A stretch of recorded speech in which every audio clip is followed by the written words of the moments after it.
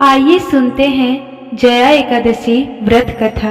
एक बार इंद्र की सभा में अप्सराएं नृत्य कर रही थी।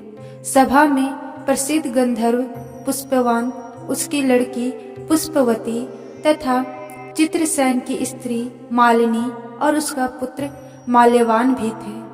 उस समय पुष्पवती माल्यवान को देखकर मोहित हो गई और काम का भाव उसके मन में जाग गया। उसने अपने रूप, सौंदर्य, हाव भाव से माल्यवान को कामसक्त कर दिया। एक बार राजा इंद्र ने दोनों को बुलाकर नाचने का आदेश दिया। इंद्र का आदेश सुनकर दोनों ही नाचने तो लगे, लेकिन काम अतुर होने के कारण सही से नृत्य नहीं कर पा रहे थे। इंद्र सब समझ गए और उन्होंने क्रोधित होकर दोनों को श्राप दे दिया कि तुम दोनों स्त्री पुरुष के रूप में मृत्युलोक में जाकर पिशाच का रूप धारण करो और अपने कर्मों का फल भोगो। इंद्र के श्राप के कारण दोनों हिमालय पर पिशाच बनकर दुखपूर्वक अपना जीवन व्यतीत करने लगे। दोनों को पूरी रात नींद नहीं आती थी।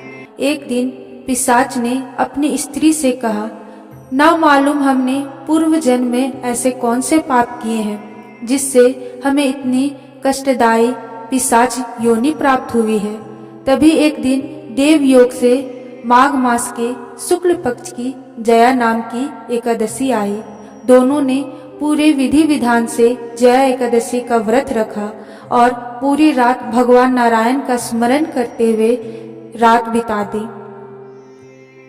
दूसरे दिन प्रातः काल होते ही भगवान विष्णु की कृपा से इनकी पिशाच देह छूट गई और दोनों फिर से पूर्व शरीर को प्राप्त होकर इंद्रलोक में पहुंच गए।